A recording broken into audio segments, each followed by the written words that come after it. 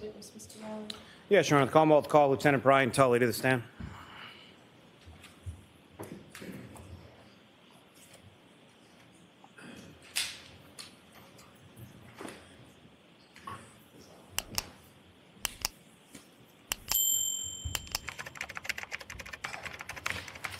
I'm just going to step up.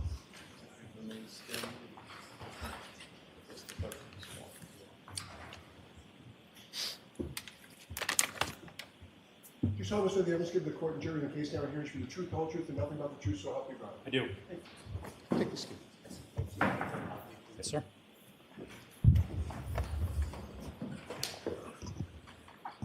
All right, Mr. Rowley, whenever you're ready. Thank you. Good afternoon, sir. Good afternoon.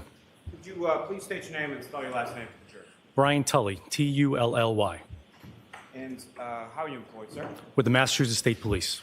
And how long have you been a member of the State Police? 18 years. And what rank or assignment do you currently have with the Mass State Police? The rank I hold is Detective Lieutenant, and my current role is the Unit Commander for the Norfolk State Police Detective Unit. And now, how long have you been, let me ask you first, as far as, how long have you been lieutenant of the State Police? I was a first lieutenant in 2021, and then I attained the rank of Detective Lieutenant later in 2021.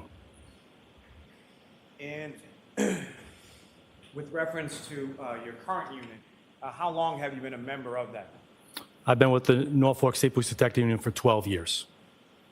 And prior to and throughout the course of your work within the detective unit, the Norfolk DA's office for the state police, what, if any, specialized training have you received and or given in regard to investigations and how they're conducted? For the first 10 years as the rank of trooper and sergeant, I was on the homicide section of the unit. When first entering the unit, I received instruction on how to conduct homicide and death investigations. In addition to that, I attended over 200 hours of specialized training in the use of cell phones and cell phone technology in the furtherance of criminal investigations. Further on, I have now been an instructor about cell phones and cell phone technology in criminal investigations. I've taught death investigation classes around the Commonwealth, and as well as search and seizure law in Massachusetts. Now, if I could ask you just with respect to your unit, if you could explain to the jury sort of what is the role and what does your unit do with respect to death investigations within Norfolk County? So each district attorney's office has a state police detective unit assigned to it.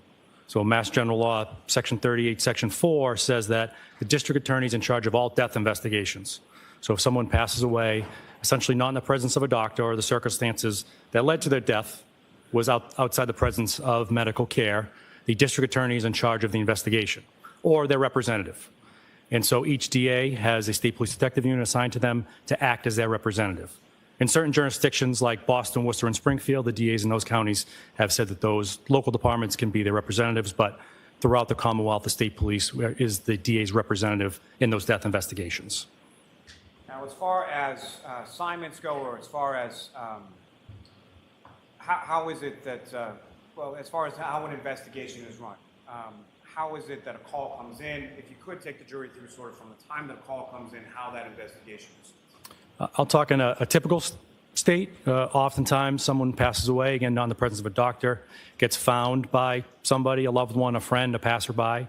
They call 911, which gets routed to the local police, who respond and come to learn that someone has passed away in the circumstance. That police department will then call the troop headquarters on the state police. The state police is cut up into different troops by geographic location. Each troop duty lieutenant would have a list of who the on-call person is for the state police detective unit of jurisdiction. They would then call that trooper or sergeant directly to inform them that there's a death in a certain community and give them a telephone number to contact somebody who's directly on scene to get more information. Now, as far as your role as sort of the supervisor or the lieutenant in charge of the unit, can you describe to the jury sort of what your role is in regard to those investigations? So within the detective unit, we have the homicide section, a narcotics section does narcotics investigations, and a special investigation section. So specific to the homicide section, there are certain levels of supervision. We have a sergeant assigned to the homicide section. I have an executive officer who's a lieutenant, and then me. So multiple levels of supervision specific to any of the sections, including the homicide section. Now, turning your attention to January 29th, 2022, at some point did you become aware in the morning with regard to a death within the town of Canton? Yes. And what, if any, when did you become aware and how did you become aware initially of what had transpired? Shortly after 7 a.m. that date, I received a call from Sergeant Yuri Buchanan informing me that a person by the name of John O'Keefe was found unresponsive in Canton. He was transported to Good Samaritan Hospital, where it was expected he was not to survive. Normally, I would not get a call like that, but we learned that Mr. O'Keefe was an active Boston police officer. Sergeant Buchanan wanted to make me aware of it at that point. And so then what happened from there as far as your unit's involved? So as we learned more information about what was found on scene by the Canton Police Department, Trooper Proctor, who was the on-call the on-call trooper that day on the schedule, and Sergeant Buchanan responded to Canton Police to begin the investigation. And they would keep me updated as they learned more information. Now, as far as your unit is concerned, what, if any, role does your unit have, or what, if any, jurisdiction does your unit have with relation to any kind of death, whether it be homicide, suicide, unattended death, within the confines of Norfolk County? We have exclusive jurisdiction by law, but the law also suggests that we need to work with the local police departments as well. And so how is it that typically in a typical investigation that your unit would work in conjunction with the local police department in relation to a death investigation? Their detective unit would be involved if they have one, and some departments in Norfolk County don't. They would stand by to wait for our arrival. There'd be constant communication between the responding trooper and the detective on scene about things that need to be done prior to our arrival, but essentially wait for our guidance on what to do next. And as far as certain investigations go, are there decisions sometimes that are made with regard to your involvement or maybe your unit not being involved in a death investigation? Yes. And how are those determinations made and who makes those determinations? It falls to either the person who's on call or their supervisor. We don't respond to all of those calls. So a police officer may call and say that a woman in her 80s has passed away in bed overnight. Her primary care doctor has said that she's struggled with cancer or treatment, and that doctor is willing to sign a death certificate. In those circumstances, it's not suspicious, it's not a suicide or a fatal opiate overdose. We would not respond in that case.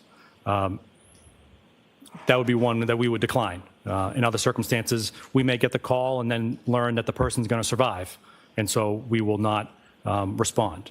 We typically will mirror what the Office of the Chief Medical Examiner. If they're involved, then we'll definitely be involved. Now, turning to that point, as far as the Office of the Chief Medical Examiner is concerned, in any sort of death investigation that your unit is involved in, what, if any, involvement or communication do troopers from your unit or yourself have with the Office of the Chief Medical Examiner?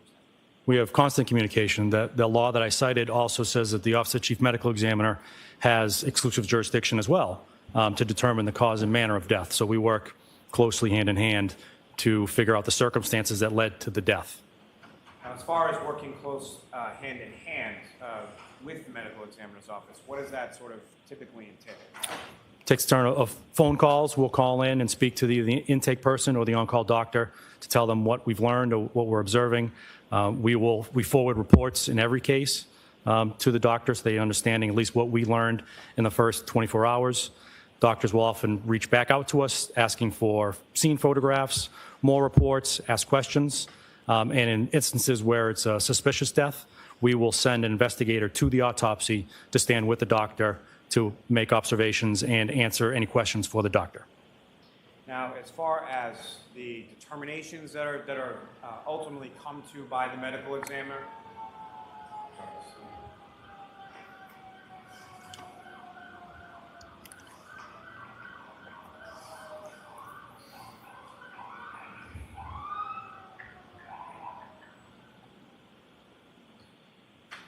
Lieutenant, as far as any determinations that are made with reference to either cause or manner in any instance with the medical examiner, what, if any, role do you or anyone from your unit have with regard to that decision by the medical examiner? We have little to no role outside of providing information.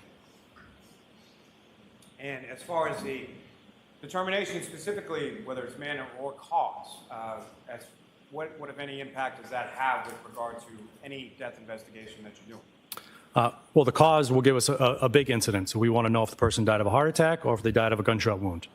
That's big when it comes to then making charging decisions about circumstances. So it's important to learn the cause, and to get the doctor's input on the manner is also helpful.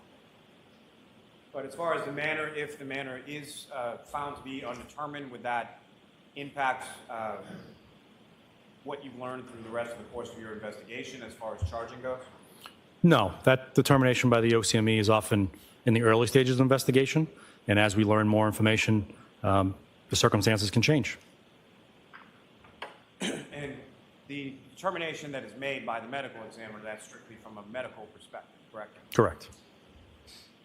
Now, with regard to January 29th, 2022, and this call that is initially received, Trooper Proctor and Sergeant Mechanic then essentially respond to the Canton Police Department first, is that correct? Yes. And as far as your role as it pertains to this or any other investigation, how much involvement do you have, or how are you sort of apprised of what's going on? Sergeant Mechanic, in this case and in typical cases, he's keeping me updated by telephone, so I can supervise from anywhere with my cell phone. He's giving me updates about what he's learning. We will discuss what the next steps should be. And that's what transpired over the morning of January 29th. Now, over the course of the morning of January 29th,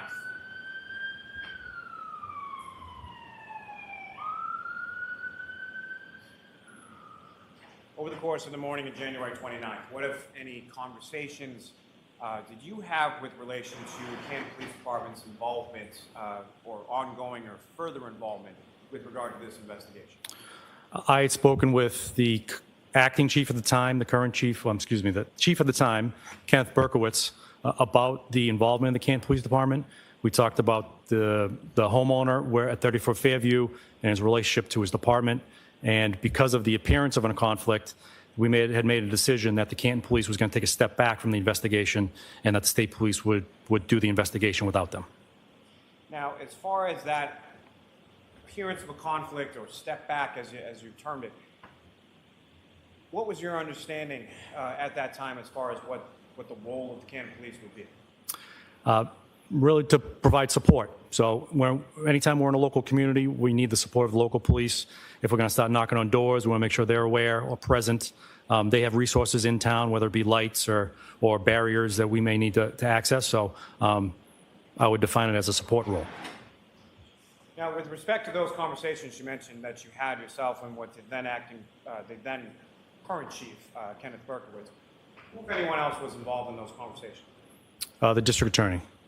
That would be Mr. Morrissey, is that correct? Yes. Is that abnormal for him to be involved in conversations in regard to a police department and any sort of appearance of conflict? No, it's not abnormal for him to be involved. And as far as his involvement in his conversations, as far as you're aware, did they evolve, or were they any greater or less than the conversations that you had with Chief Berkowitz? No, they were the same conversations.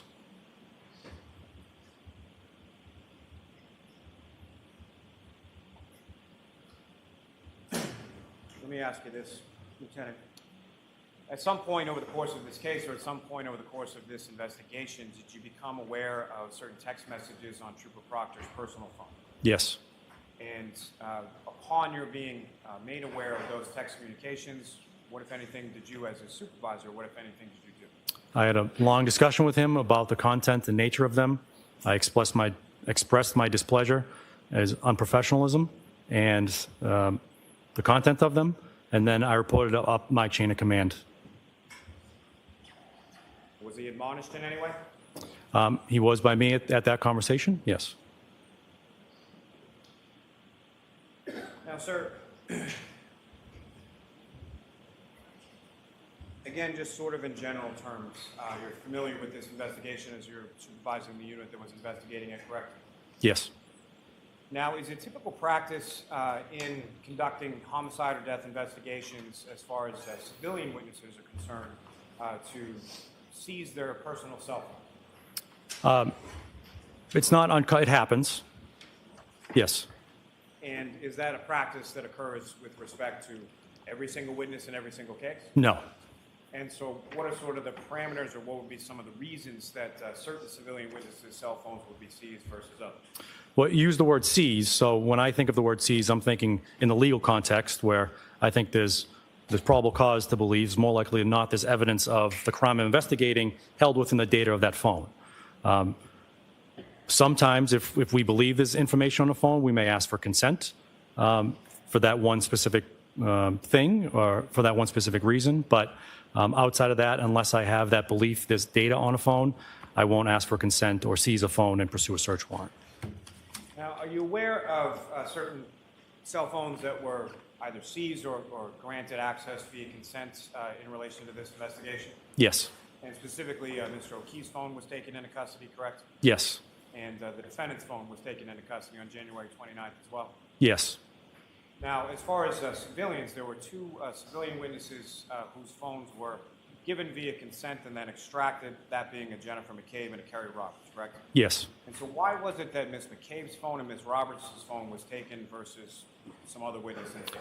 Well, they had information relative to the actions of Ms. Reed and the communications with specifically those two individuals on the morning of the 29th. So we wanted to memorialize them and save them.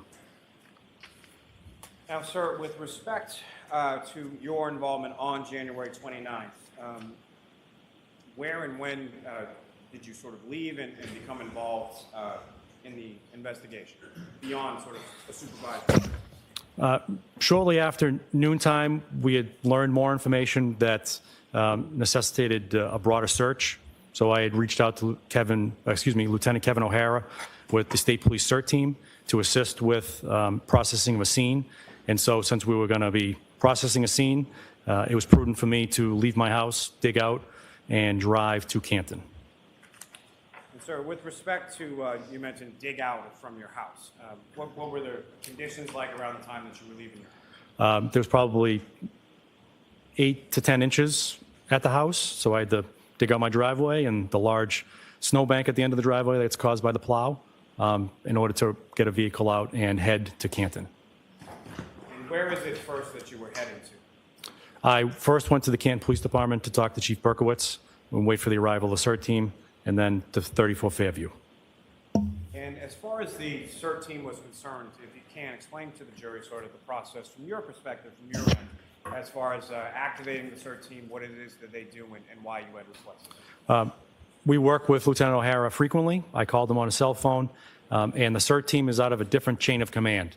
So the State Police is a very paramilitary organization with specific chains of commands with different structures. So I reached out to him and asked for his assistance with this investigation.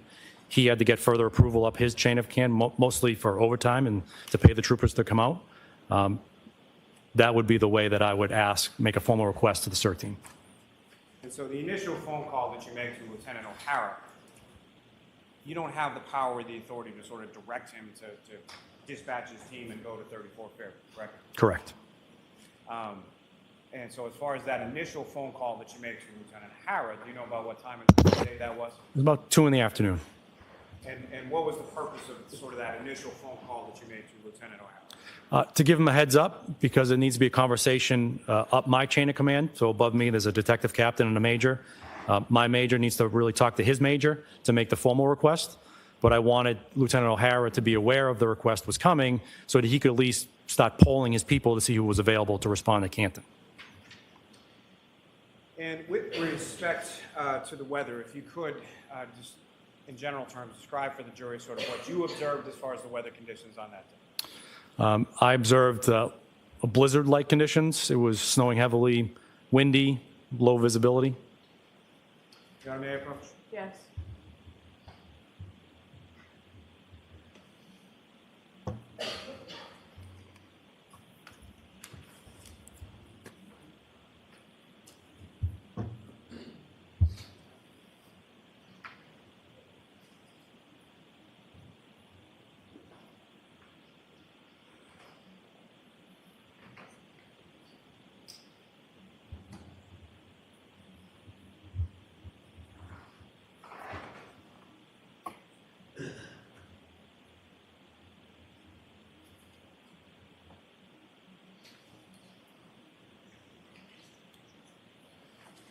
So I'm showing you a series of documents. Just ask if you could look at those, look up when you finish.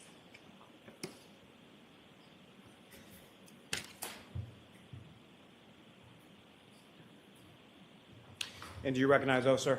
I do. And what do you recognize those to be? They are certified records from the U.S. Department of Commerce out of Asheville, North Carolina, for weather reports from Norwood Memorial Airport in Massachusetts for the dates of January 2022 and February 2022. So for the entirety of the months of January 2022 as well as February 2022, correct? Yes.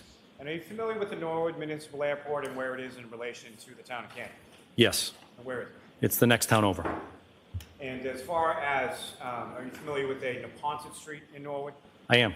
And does Neponset Street also carry into the town of Canton as well? Yes. And with regard to 34 Fairview Road, about how far away is 34 Fairview from Neponset Street? From the Ponza Street, it's a mile, 2 miles. So relatively same geographic area as far as the Norwood Municipal Airport and 34 Fairview Road. Yeah, I would say as the crow flies from 34 Fairview to Norwood Municipal Airport, that's probably 3 miles.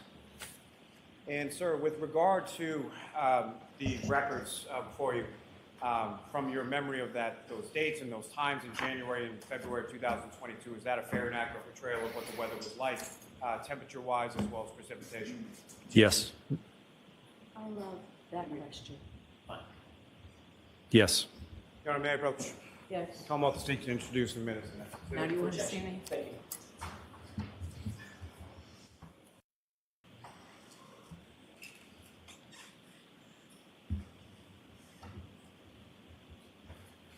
And so, Lieutenant, at some point you respond to 34 Fairview Road, is that correct? Yes. And do you recall about what time it was that you arrived there? 5:30 p.m. And when you arrived there, who, if anyone else, from the state police preceded your arrival? There was at least 2 members of the CERT team present, including Lieutenant O'Hara. And if you recall, where were they located in relation to the residence? They were directly in front of the residence. Now, as far as their search was concerned, how was a determination made, or who, if anyone, made a determination as far as where they were going to search? So typically when I work with Lieutenant O'Hara, I kind of give him direction. So in this case specifically, I learned from Sergeant Buchanan that Mr. O'Keefe was found in an area between the flagpole and the fire hydrant. So we concentrated that area, and so I talked to Lieutenant O'Hara that this is going to be our parameters, and he instructed his people how to deploy or to that area. And now, sir, as far as beyond sort of directing as far as an area is concerned, what, if any, other involvement do you typically have when it comes to the CERT team and how they conduct their search? They're professionals with expertise in that. So essentially, I just point them in the direction, and it's up to them to figure out how to deploy it and get the mission done. And so what, if any, involvement do you have as far as when they begin and how many people are involved or when they end or anything like that? I'll have some consultation with Lieutenant O'Hara, but it's really his call to make. And as far as this particular search on January 29th, do you know how many members of the CERT team eventually responded and how the search was conducted? There were 7 members. Most, if not all, had typical snow shovels, and they used those shovels to systematically go through the snowbank that was in front of 34 Fairview within these 2 parameters. And over the course of, now as far as where they were searching, can you describe sort of the road conditions as far as snow removal had concerned, or where the precipitation amounts were concentrated with respect to the road? So the road was only plowed really right down the middle. Barely 2 vehicles could get by at a time. The snowbanks on either side of the road were protruding into the road. So that was kind of the snow setup. Our cruisers were just kind of buried in snowbanks a little bit down the road as we excavated this. And sir, as far as this search was concerned, what, if any, information did you provide to Lieutenant O'Hara as far as items being searched for, or what was he directed to be looking for? There were two items specifically. We were looking for potential pieces of a taillight of a vehicle and a shoe. And as far as a shoe and potential pieces of a taillight, where did that information come from, or why were those the items that were being removed? Relative to the shoe, when Sergeant Buchanan and Trooper Proctor responded to Good Samaritan Hospital and collected the clothing of Mr. O'Keefe, they realized that there was only one shoe present at the hospital. They had contacted the Canton EMS and other people who cared for him, and they'd learned that a shoe wasn't removed at the scene, and that when Canton Fire and EMS arrived, Mr. O'Keefe only had one shoe on. So it was important to locate that second shoe. Relative to the taillight, we had gotten information that witnesses stated that Miss Reed's vehicle had a broken taillight, and so we were looking for evidence of it being broken at that location. And with respect to the search that was conducted by Lieutenant O'Hara and members from the CERT team, where was that in relation to either the roadway or the front lawn of 34 Fairview? Well, as we were excavating this, or as they were excavating this snowbank in front of it, we realized that the snowbank protruded about 3 feet into the roadway. So as they were moving this first part of the snowbank, we're essentially shoveling the road. And so as they continued on there, they would then hit the curb area. And as far as beyond the curb area, as far as grass or the front lawn, was the CERT team members, from your observations, able to go beyond the curb into the front lawn area? No, they're having difficulty shoveling with plastic snow shovels onto the lawn, from the lawn. And Your Honor, may I approach the witness? Oh, actually, I'm sorry. Lieutenant Tully, with respect to the CERT team and their search, what, if anything, did you do to document and memorialize their efforts as far as any items that were recovered? I took photographs of items that were eventually found in place and documented them in a report, and they were collected in evidence bags. May I approach the witness, Your Honor? Yes.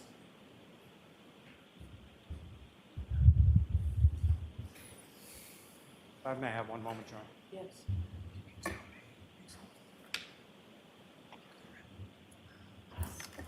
Jurors, we'll be stopping at 4 today. Okay.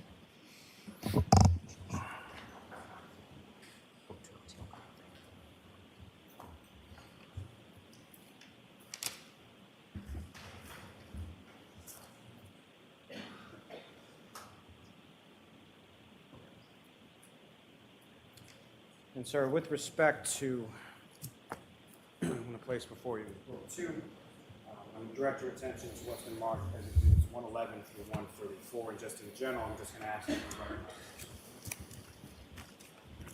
I do. What do you recognize those to be? The photographs that I took that afternoon. May I approach this to retrieve, Your Honor? Yes.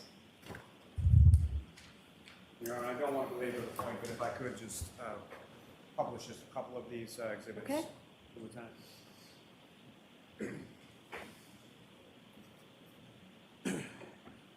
And Ms. Gilman, if I could have exhibit 111. Lieutenant, there should be a laser pointer on the desk before you. If I could ask, first of all, do you recognize what's up on the screen as exhibit 111? Yes. And what do you recognize that to be? The front of 34 Fairview Road in Canton and the flagpole I previously mentioned. And if you could, using the laser pointer, just direct the jury's attention to what, if anything, of significance you observed in this exhibit.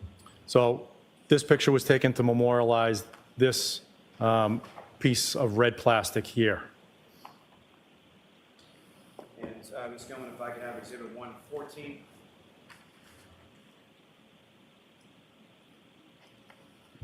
And again, Lieutenant, do you recognize what's up on the screen as exhibit 114? Yes. And if you could, using the laser pointer, direct the jury's attention to what, if anything, of significance you observed there. It's that same previously mentioned red plastic. The purposes of the multiple photographs, I'll take one as overalls, and as I get closer, I'll take more photographs to give better context. And these photographs of these items, were they taken, the items that you're photographing, were they moved in any way prior to you memorializing them with photographs? Yes, this piece in particular, a CERT team member, as he was removing the snow with the shovel, had picked up this piece of plastic with it. I asked him to place it back where he found it, where it approximately was, so that I could memorialize it in place. So it was picked up and you asked him to put it back where he found it, and he did so? Yes. Ms. Gilman, if I could have Exhibit 117. And again, Lieutenant, you recognize what's up on the screen as Exhibit 117. Yes. What do you recognize that? Members of the CERT team doing their excavation of the snowbank. And Ms. Gilman, if I could have Exhibit 120. And again, sir, do you recognize what's up on the screen as Exhibit 120? Yes. And if you could, using the laser pointer, direct the jury's attention to what, if anything, of significance you observed in this photograph. A black Nike sneaker with a white sole that was recovered in the snowbank. And at some point subsequent to this, what, if any, comparison did you do visually with the sneaker that you observed in this photograph with respect to the sneaker that was recovered from the Good Samaritan by Trooper Proctor and Sergeant Buchanan? They matched both in make and model, size. The shoe that was recovered by the troopers at the hospital was a right sneaker. This one found was the left, or a left. Ms. Gilman, if I could have photograph 127. And again, sir, do you recognize what's up there as 127? Yes. And if you could, using the laser pointer, direct the jury's attention to what, if anything, of significance you observe in that photograph. A clear piece of plastic. Now, with respect to this clear piece of plastic, what, if anything, did you observe or did you note of significance as far as the surface of that particular piece of clear plastic? I noticed that it's curvature in shape, and there are raised dimples, for lack of a better term, that were along the outside of this piece of plastic, or on one side of it. Now, Ms. Gilman, if I could have, lastly from this group, Exhibit 131. And again, Lieutenant, do you recognize what's up on the screen as Exhibit 131? Yes. What do you recognize that? That is a photograph that I took at 34 Fairview that depicts a red piece of plastic.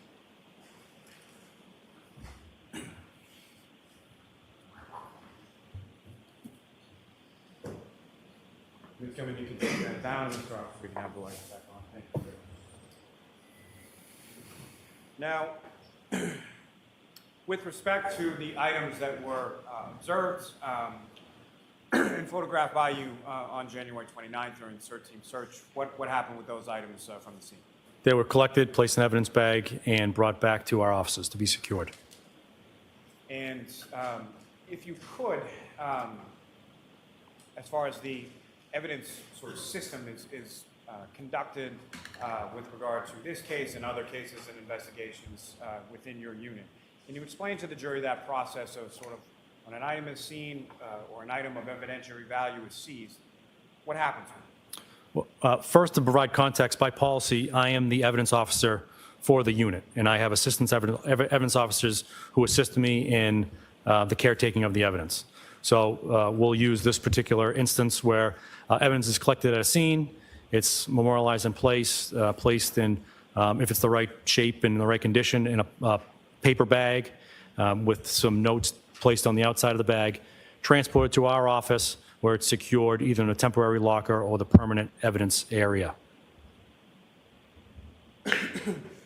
And as far as when it's taken into custody and put into a bag, what is sort of the protocol or the policies with regard to how that bag is marked or what is done with that bag once you have the item contained there? There's certain piece of information that will typically go in the bag, the name of the person who is picking the evidence up, put in the bag, the date, time, location, a brief description of the evidence contained in the bag. It will then be taped, and initials will be placed on the tape to memorialize who did the taping and the date in which the taping occurred. And as far as the supervisor, as far as evidence is concerned, you mentioned that there are some evidence officers who are assistants to you as the actual evidence officer. Yes. And at this time, in January 29th, 2022, who were those evidence officers within your unit? Relative to the homicide section, it was Trooper Jeff Kotkowski and Trooper David DeChico. Now, with respect to the evidence storage at your office, can you explain to the jury sort of how that's managed, where it is, and how items are checked in to evidence once they're seized? We have an evidence tracking system So as evidence comes in, we place it into the system. A label will be created and placed on the outside with the case number and an item number specific to that bag. It will be placed into the evidence room, which is locked in 2 different methods and has an alarm code pad, and you need your ID pass to swipe in order to enter. And only certain members of the unit have access and know the code to the alarm, me obviously being the one and the 2 assistant evidence officers. And that's subject to inspection by the state police frequently. And so, correct me if I'm wrong, but at this time, it's essentially yourself, Trooper DeChico, and Trooper Kukowski, who had access to that evidence storage area? Yes. Now, with respect to the remainder of the troopers within your unit, would they have access to that same evidence storage area? No. Now, with respect to your unit at this time, in late January of 2022, how many troopers were in your unit or under your supervision in the detective unit at that time? There were 13 under my supervision for the unit as a whole. Specific to the homicide section, there were 4 troopers and 1 sergeant. And that number, as far as 4 troopers and 1 sergeant, is that sort of a typical number, a low number, high number? Historically, for Norfolk, that was a low number. We have since had more transfers come in to the unit. And how many do you supervise within the homicide unit at this point? 1 sergeant and 7 troopers. Now, with respect to the evidence storage area, is there sort of a temporary versus a permanent storage area contained within that locked and coded storage area? Yes. And can you describe sort of the difference between the 2 and how things are managed by either you or your assistants with regard to evidence within the locked storage area? So because only essentially 3 people have access to the permanent storage area, if a member collects evidence and brings it back to the office and does not have access to the main storage area, we have another temporary storage area that is allowed by policy where they can then secure the evidence. The next available time, the person who has access to the main room will come in and transport that piece of evidence from the temporary area to the permanent area. As far as that transportation or transmission from the temporary area to the permanent area, what, if any, sort of documentation is generated in regard into that? There's no notation from one location to the other as allowed by policy. And as far as when items are seized and when their labels are sort of printed in relation to those items, is that always done sort of simultaneously when the item comes in, or how is that typically done timely? Well, same with the label printing system. So only the evidence officers have the ability to create the labels and put it into the system. So you need them to create the label. So if a member comes in, doesn't have access to that system, place it in temporary storage area at the next available opportunity for an evidence officer or the assistant evidence officer to arrive, know that there's evidence there and process it, place a label on it, and stick it in the permanent storage area. Now, with respect to those items that you recovered from 34 Fairview Road at the roadway in front of it, where were those items located with respect to each other? They were, in total, within a 5-foot area. So if you're looking at the house, from right to left was how they were found. First was that first picture you displayed, which was the red piece of plastic. About 3 feet from that was the Nike sneaker. About 1 or 2 feet to the left of that was the clear plastic, and just next to that was another piece of red plastic along the curb of the road. And as far as those items that were recovered and bagged and placed in evidence on January 29th, did you have occasion to bring those items with you to court today? Yes. And Your Honor, may I approach? Yes.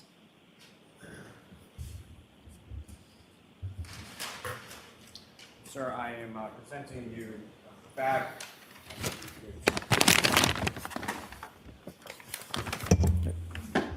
Brought my own.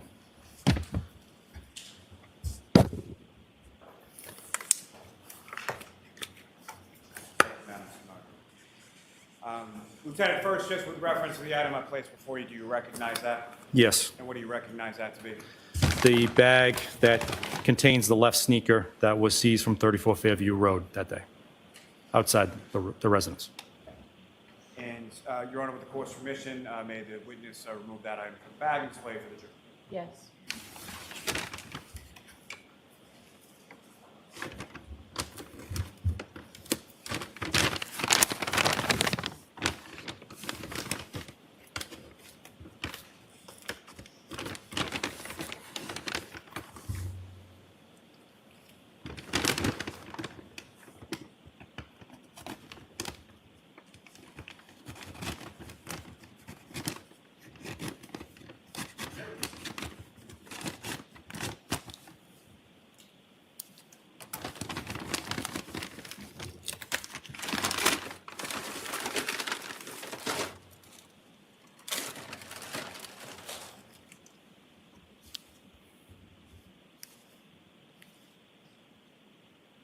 Thank you, sir. If you could place that in the bag.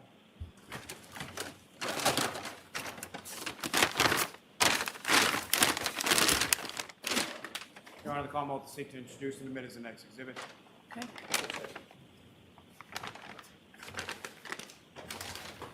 Exhibit 569.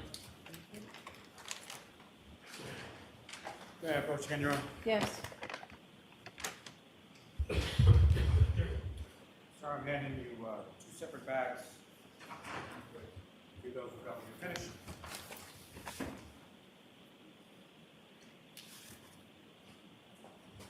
Do you recognize each of those respective bags, sir? Yes. What do you recognize those to be? The bags that contain the red and clear plastic pieces that were recovered from the roadway in front of 34 Fairview Road. And, sir, if you could, just with respect to each of those bags, read what is listed as the description on the outside of the bag to the jury. The description on this first one is pieces of clear hard plastic tail light cover. Location 34 Fairview Road, Canton. And the second, please. The description is pieces of red hard plastic tail light cover. Location 34 Fairview Road, Canton. And, Your Honor, with the court's permission, I would ask that the witness be allowed to open each of those bags and display the items for the jury. Okay. And, sir, if I could ask you to start with the red plastic. Okay.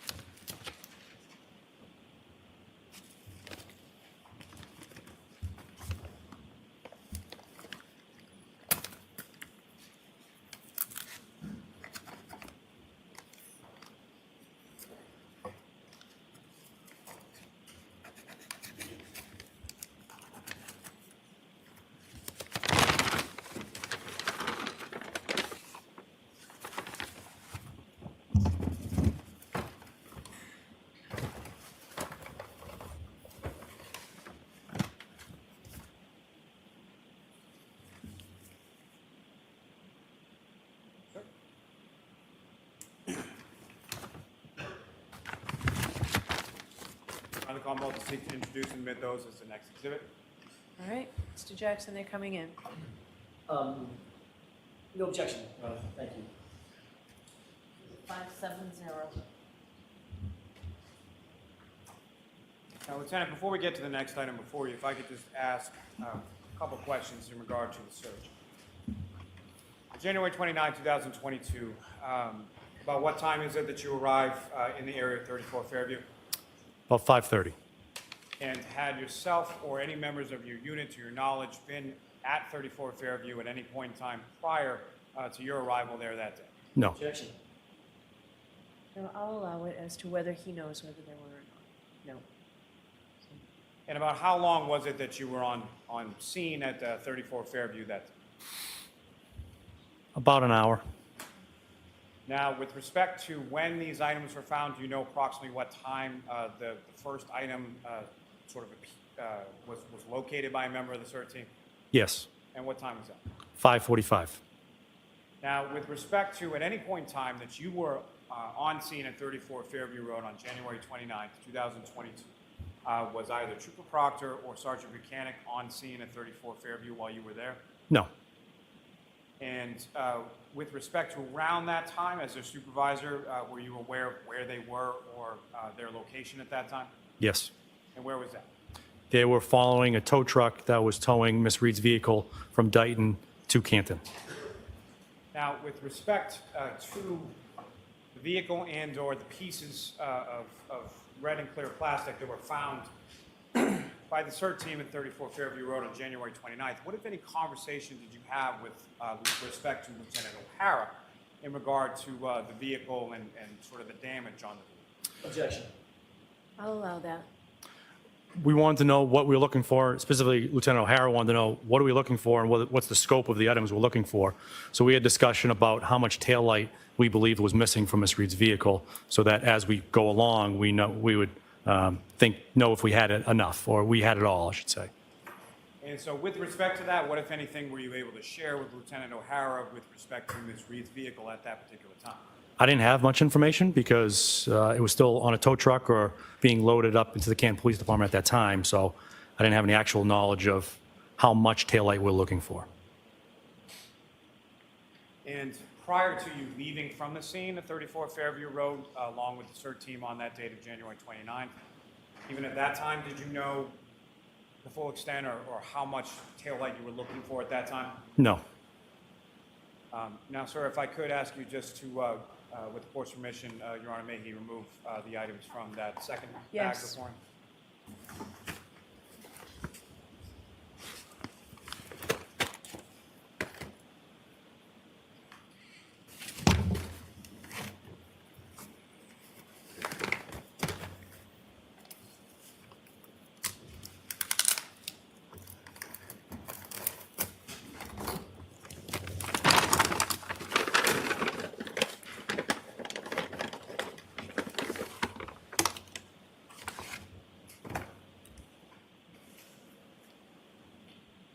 Lieutenant, from the two items that you have before you in your hand, you had met reference to one of those clear pieces having some sort of stippling or raised surfaces on it. Is that correct? Yes. And if you could just with your finger or just in some way delineate to the jury where you observe that to be. So you can see it as you look through it. You can see almost bubbling of it. And as you run your finger along, you can feel indentations along there, as well as the ridges that are along the top end here that appear on both pieces. And Lieutenant, if you could, you can place those items back in the bag.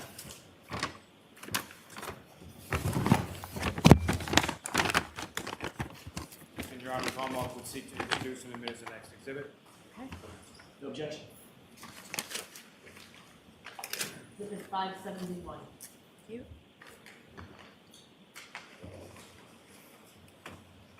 Your Honor, given the time and given where I am. Why don't you come to side to say this? I'm going to, rather than while we keep talking, I'm going to go ahead and send you home. Please do not discuss this case with anyone. Don't do any independent research or investigation into this.